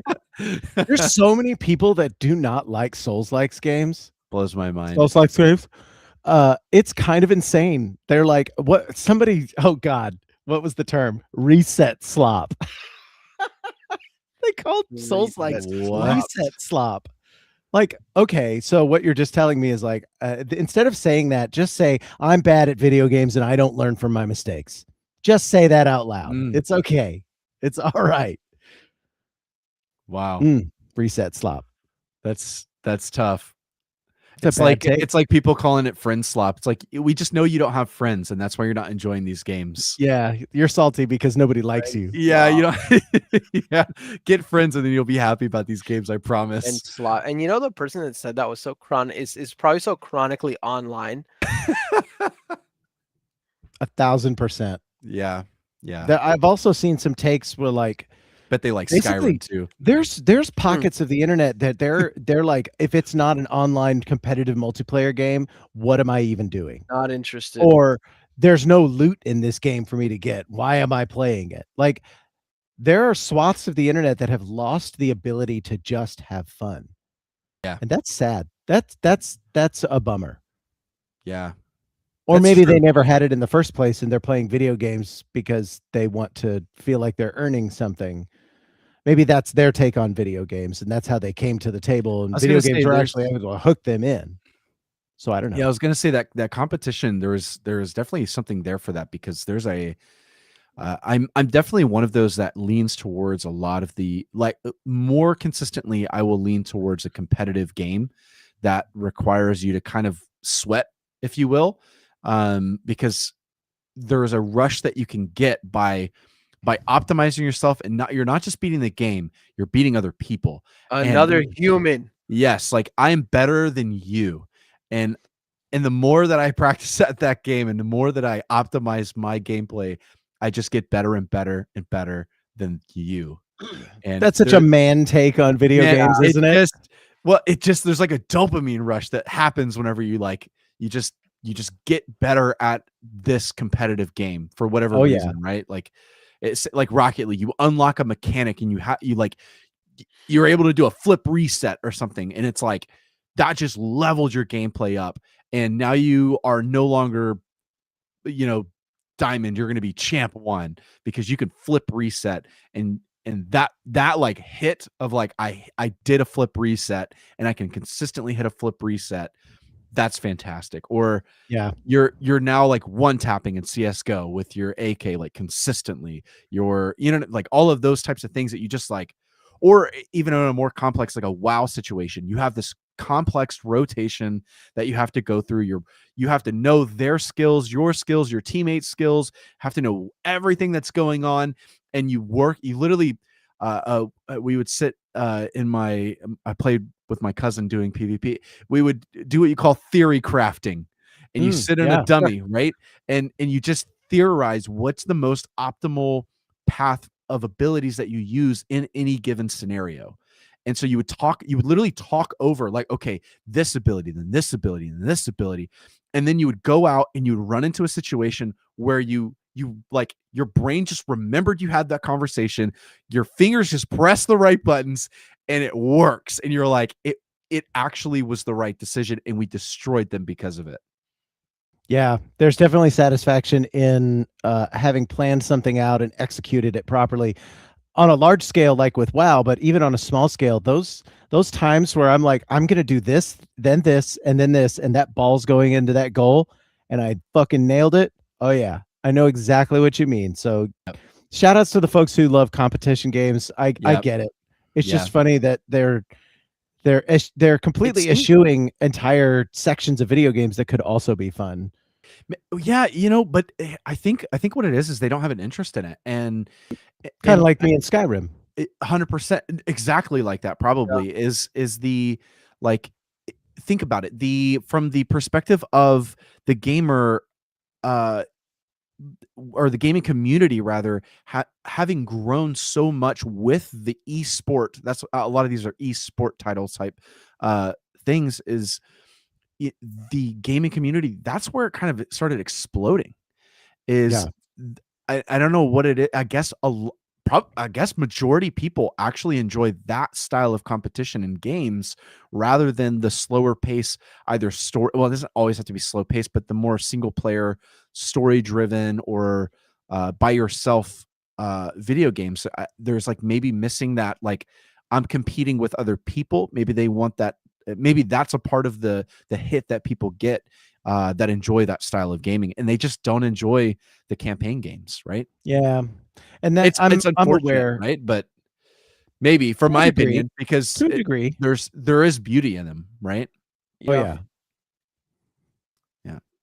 I think as far as I'm aware that my personal interests are probably on the lower side of popularity. I get that. So, I've definitely watched some folks play, say, an Arc Raiders or a Call of Duty, and these mofos are like, they'll be pointing their gun over here, and they'll just zoom in, pow, laser precision on those shots. There is some serious spectacle in watching people do that, and just like go, and getting a W in Warzone is like, of course he was going to get a W. That's just how it's going to go. He's that good. So I get it. It's like watching basketball, this team pitted against this team. It's literally sports. That's why there's a popularity to it, because the competition is the draw. So yeah, I just think it's funny that, to see that opinion said out loud, like, oh, it's not there's no competition. Why am I playing it? Yeah. It's so direct. That's crazy. You're missing out on a lot. There's a lot of peak. Yeah. I think, but between all three of us, we have a lot of appreciation for something like a story-driven game because of our because of how we are introspectively, like we have a tendency, all three of us, to look inwardly and see, all right, how is this affecting me? How did this story make me feel? What did I learn about myself through this process? There is there's a level of philosophy that goes on when it comes to single player games. Which I know that sounds so hoity-toity. That's so like, I mean, my no, games, I mean, 'cause my I games play, have like, philosophy. I hated like, how every bit of bro, that came out just now. But 'cause it's like, I John, mean, yeah, John, you go ahead. played Red Dead 2 and it moved you. It No, it was changed peak. you. Yeah. It was insane, An experience. and I No, have Red Dead 1 now. and I when I oh yeah, that's right. He Yeah! does. I'm so I own excited. it. That's Dude, Muse. hell yeah. Oh, yeah. We're gonna have to hear some stories about you and old John Marston. I was gonna say, Yeah. old John Marston. Did you boot it up at all? No, I haven't even launched it. Okay. It's a Okay. commitment. It is. It's an He's gonna have to undertaking. lock in. Dude, they like released another update for it recently. They like did another graphics tweak to it. Sick. Does it look? I wonder. Well, you haven't booted it up, so I wonder if it looks as good as I imagine it's going to. I mean, they went through the trouble, dude. There, you can play it on Netflix now. Do you know that? I'm sorry. Wait, Run what that did by you me say again. that again? Yeah, yeah, yeah. Yeah, you can play that game on like Netflix. Hits Google immediately. Red Dead Redemption out now on Netflix, iOS, Android, etc. Yep. Oh my god. Wait, what? How do you play it though? That's the question, because it's very tactile. Oh yeah, no. They have a little here, I guess I could share this. Let me see if I can do this. Boop. This is Here's crazy. browser. Oh no, I should share this as a window. Here we go. What in the world? There it is. I got it up on Insane, huh? screen. Can you guys see that okay? Here, I'll zoom in. Oh, I'm not sharing it on the thing. Sorry, production woes. Here, let's do this. Boop, boop, boop. And there you go. Now let's look at it. You're showing the Oh, am I showing the wrong thing? yeah, well, on the stream. There you go. Okay, you popped over to your OBS stuff. Well, yeah, you can kind of see it in the OBS window here. But it looks like it's a mobile thing. It's got a jump button and a gun and a boot and a little horse button. Isn't that Okay. crazy? Okay. Sure. Wow. I don't even know where to begin on that. The fact that Netflix even went into the game Like, space like that is yeah, kind of insane. Whoop, that's Yeah, my drop that's table. so it just like runs on their hardware and you're just streaming it? that I has to think be it's it. I think That it's cloud-based stuff. Yeah, it's literally just it's like Nvidia Shield. Oh, but I didn't in your really have, Netflix. Here, let's turn that off. There we go. Productions. Yeah, actually, I played a game called Into the Breach on Netflix one time. And I it's think I like a remember you little telling me that. Yeah, it was wild. And it played great too. I mean, you just boot it up and it's in a browser and then you play Into the Breach. You got your little mechs and your little board and little isometric view. And by the way, have I ever talked to you about Into the Breach? Into the Breach is so sick. I think you might have mentioned that in passing at one point. It's grid based and you've got to protect the buildings that are on the little grid, and these aliens come in and you're these giant mechs. So you make your moves and then the aliens attack. But before you make any of your moves, you can see what the aliens are about to do next and plan your next moves. So in theory, if you're playing the game strategically well enough, you can avoid both getting hit and losing your buildings in the process the whole way through. But let me tell you, that game is hard. It's very, very hard. Maybe because I'm not a very strategically sound person. I just want to dodge roll through everything, okay? Yeah, just where's the dodge roll button? That's all Nathan needs. Give me a dodge roll and I'm good to go. Yep. But yeah, so let's see. Oh man, we're bumping up against another hour and 50 minutes on our podcast here. So I knew this one was going to go long because we didn't get to have one last week. Oh man, but we have a whole lot of viewers in here. Shout outs to you guys in chat. We have 10 people in here right now, guys. Yeah, appreciate you guys. Yeah, we thoroughly appreciate you guys being here. That's too Any many. any last words, guys, that you want to throw down? I feel like I've been talking a whole lot this podcast. Me too, buddy. I think we've just all been talking a whole lot. It's okay. Okay, that's what we're So- here for, right? Yeah, I was gonna say that. I think that's the idea of a Wow, good podcast. point. Well, shout outs to you guys for being here again. I appreciate you both as co-hosts. John, you sounded like you had something to go for here. Something to no, say. yeah, I was just gonna say, like, to sum it up, down with the corpse. Silverhand was right. Silverhand was right. You heard it here first, folks. Down with the corpo Yep. rats. Taking our ram. They are Taking taking our our ram. ram. They're literally We taking gotta- our ram. We got to keep the ram for ourselves, guys. Anyway, we're gonna go ahead and close the show out here. I want to thank everybody in chat for being here. Hollow Attorney, Toy Machine, Regal Fire. Thank you so much for shouting out at us and playing along with my ridiculous Skyrim take. I just want to say thank you for being here and remind you to that you're awesome, you're loved, and what you do matters. Call your mom, call your dad, call your brother, call your friends, call your sister. Tell them that you love them because life is too damn short. Can we get some hearts up in the window, guys? Yes. Let me get some hearts. I got 1, 2, 3. We have these up for you guys. Thank you so much for being here. We'll see you next time.